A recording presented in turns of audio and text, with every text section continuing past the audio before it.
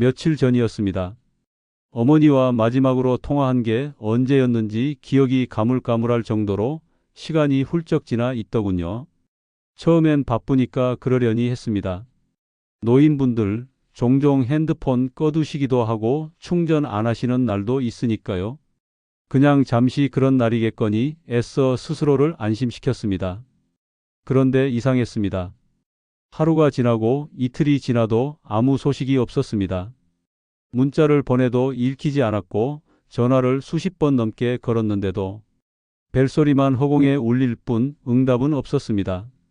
그때부터 가슴이 조여오기 시작했죠. 세 번째 날 아침 더는 참을 수가 없었습니다. 직접 어머니 댁으로 차를 몰았습니다. 가는 길 내내 이런저런 생각이 머릿속을 떠나지 않았습니다. 괜찮으시겠지? 설마 무슨 일까지야? 그렇게 스스로를 다독이면서도 속은 이미 새까맣게 타들어가고 있었습니다. 현관 앞에 도착해 초인종을 눌렀습니다. 하지만 안에서 아무런 소리도 나지 않았습니다. 문을 두드려도 인기척 하나 없었고 창문 너머로도 조용했습니다. 냄비에 불 올려두신 채 주무시는 습관이 있으셔서 혹시나 하는 마음에 관리자에게 연락을 드렸습니다. 관리자의 도움을 받아 문을 열고 들어선 순간 제 발이 굳어버렸습니다. 방 안은 조용했고 국이 말라붙은 냄비가 그대로 가스레인지 위에 놓여 있었습니다.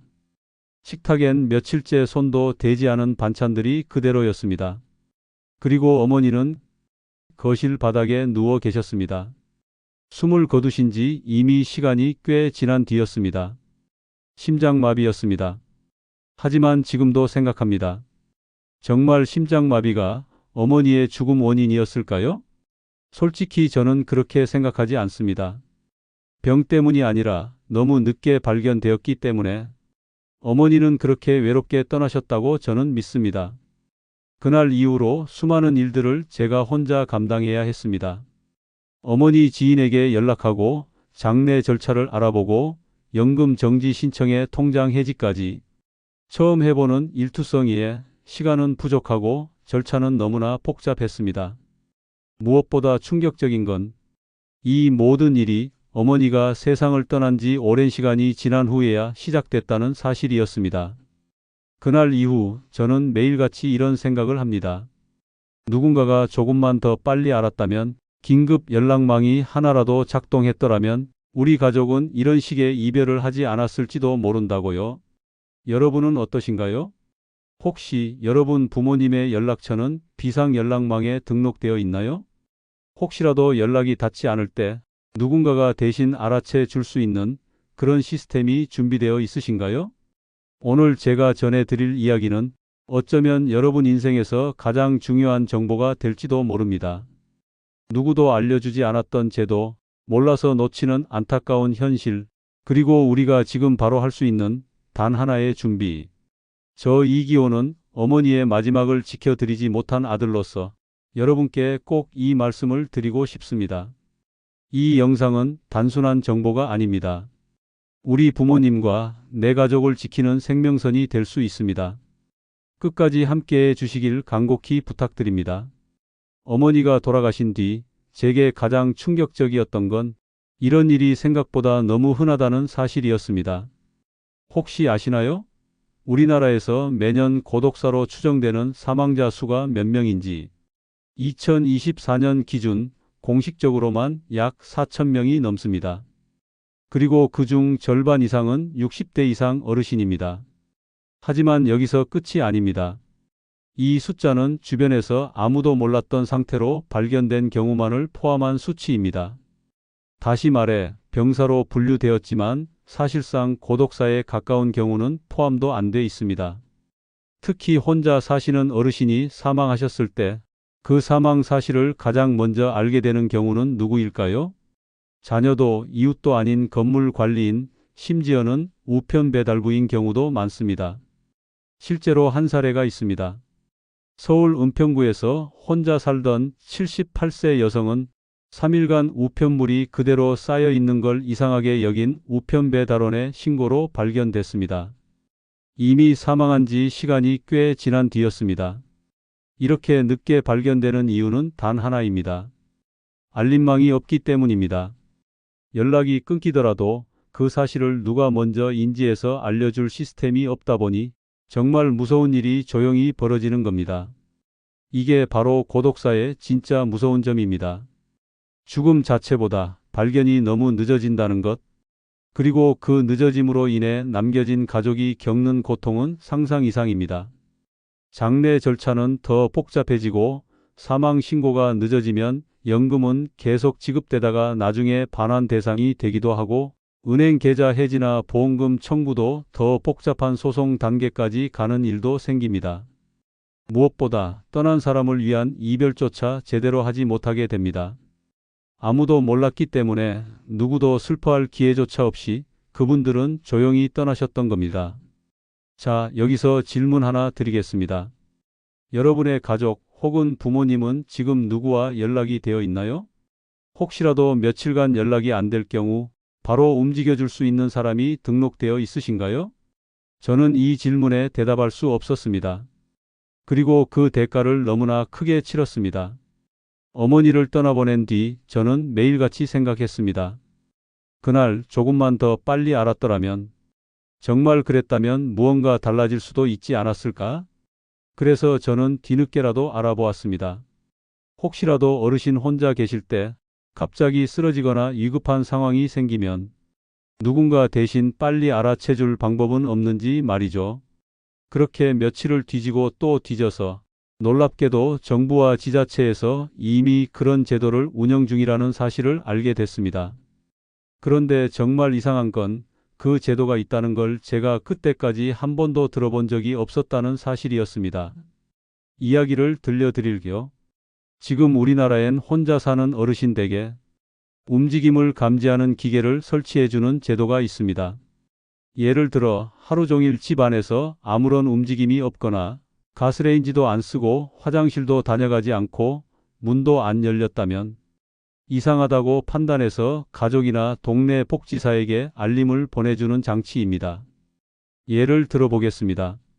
서울 도봉구에 사는 김영자 어르신은 자녀가 외국에 살고 있어 혼자 지내셨는데 하루는 거실에서 넘어지신 뒤 스스로 일어나지 못하셨다고 합니다.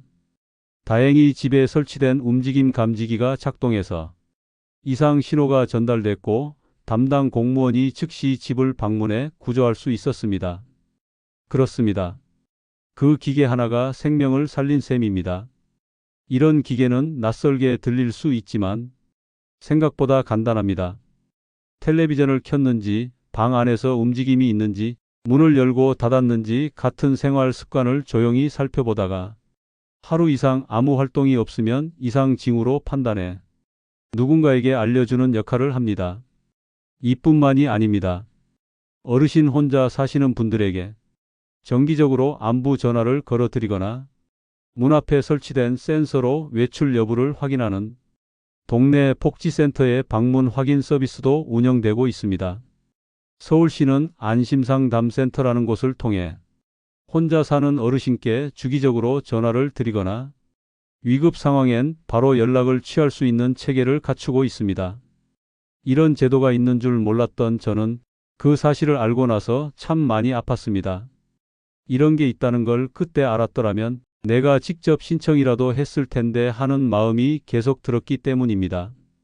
그런데 이 제도에도 조건이 있습니다. 혼자 사는 어르신 중에서도 기초생활수급자나 몸이 불편하신 분 또는 일정 기준에 해당되는 분들에게 우선 제공됩니다.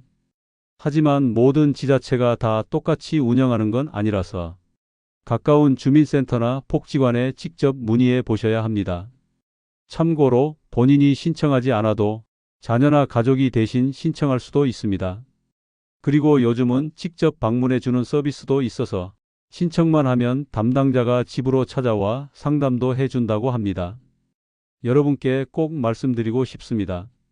이건 그냥 복지 혜택이 아닙니다. 언제 어디서 무슨 일이 생길지 모르는 상황에서 단 한 사람의 생명을 지킬 수 있는 안전장치입니다. 저는 이 제도를 너무 늦게 알았습니다. 그래서 지금 여러분께만큼은 미리 알려드리고 싶었습니다. 여러분 부모님이 지금 혼자 계시다면 주민센터에 전화 한 통이라도 해 보십시오. 이 제도가 정말 작동하는 곳인지, 내 부모님도 등록할 수 있는지, 대리 신청이 가능한지 말이죠. 어머니가 세상을 떠난 그날, 저는 온몸이 무너지는 듯한 충격을 받았습니다. 그런데 더 가슴 아팠던 건 그 일이 막을 수 있었던 일이었다는 사실을 며칠 뒤 뉴스 기사에서 알게 됐을 때였습니다. 노인 혼자 쓰러졌지만 센서가 감지해 구조됐다. 이틀간 움직임 없자 지자체 요원이 찾아가 생명 구해. 그런 기사들을 마주할 때마다 제 가슴에선 왜 우리 어머니 댁엔 그런 게 없었지? 하는 울분이 솟았습니다. 예를 하나 말씀드릴게요. 대전에서 혼자 사시던 85세 유정자 할머니는 새벽에 욕실에서 넘어지신 뒤 허리를 다쳐서 아예 움직이지 못한 채 누워 계셨습니다. 자녀들은 모두 타지에 있었고 당연히 연락은 닿지 않았습니다. 하지만 할머니 댁에는 생활감지기가 설치되어 있었죠. 그 기계는 보통 아침이면 켜져야 할 TV가 꺼진 채로 있고 문도 열리지 않으며 냉장고 문조차 열리지 않는 걸 알아차렸습니다. 이상 신호가 지자체 응급안전센터에 전달됐고 그날 오후 공무원이 직접 방문해 할머니를 구조했습니다. 그리고 지금은 건강히 회복 중이십니다. 저는 이 사례를 보고 눈물이 났습니다. 슬픔 때문만은 아니었습니다.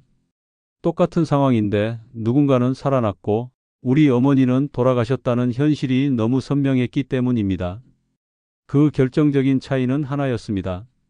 알림이 울렸느냐, 울리지 않았느냐, 그리고 그 알림을 받을 사람이 등록되어 있었느냐, 없었느냐. 응급안전 알림 서비스는 단순한 기계가 아닙니다.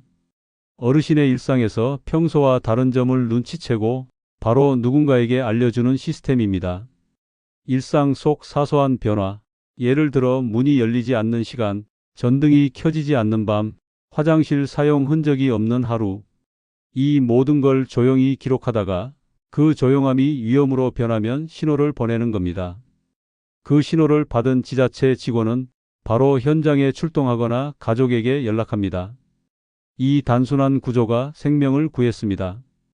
여러분, 우리는 이 시스템을 기계로만 보시면 안 됩니다. 이건 사람 대신 반응해주는 두 번째 가족입니다.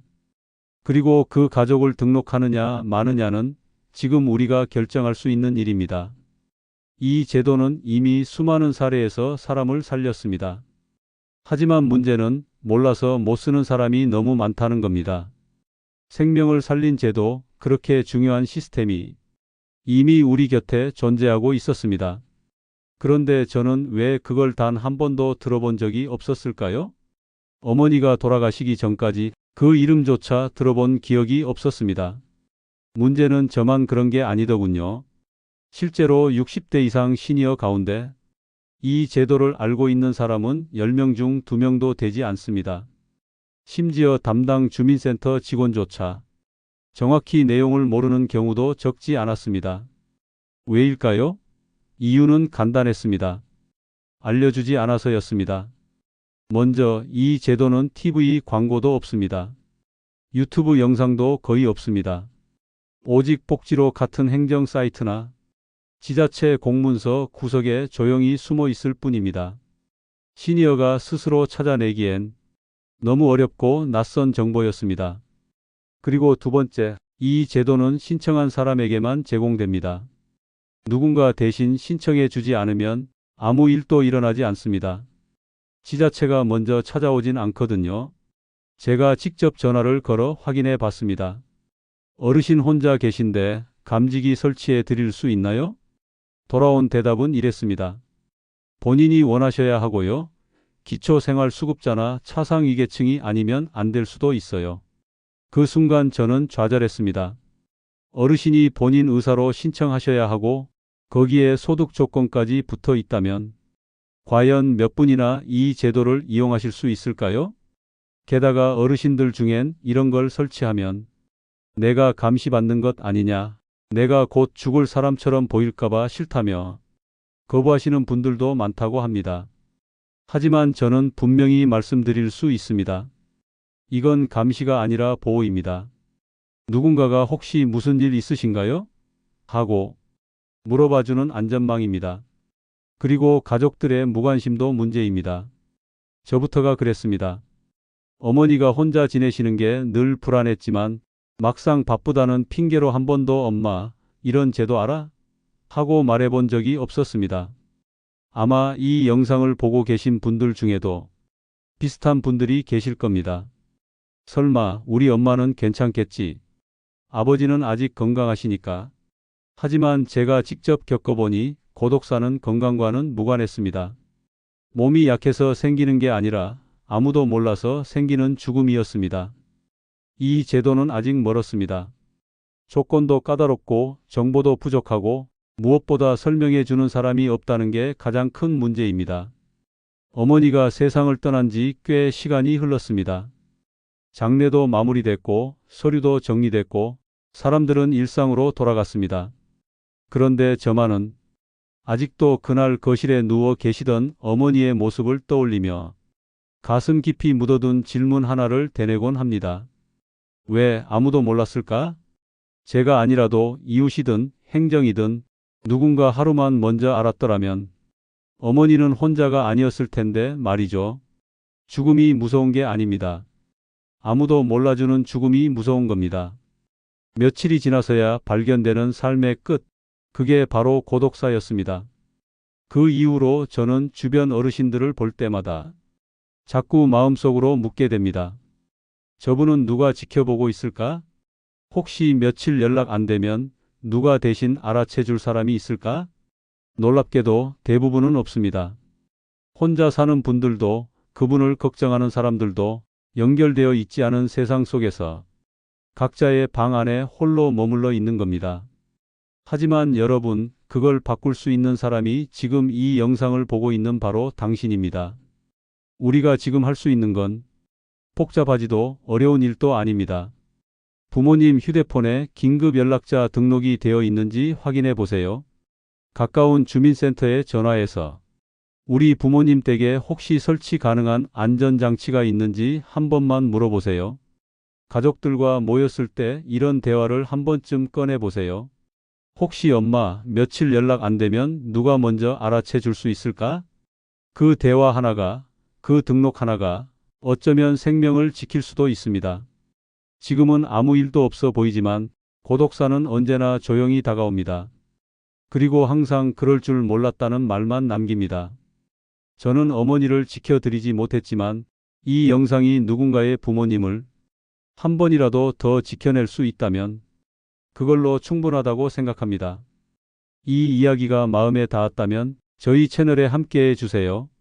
구독이나 좋아요는 숫자가 아니라 한 사람의 생명을 더 지키는 연결망이 될 수 있습니다. 그리고 댓글로 여러분의 경험을 나눠주세요. 그 이야기 하나하나가 또 다른 생명의 등불이 될 수 있습니다.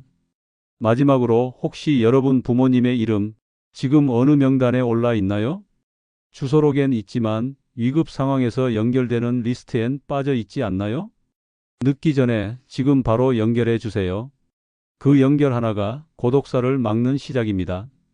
여러분, 오늘 제 이야기를 이토록 길게 들어주셔서 정말 고맙습니다.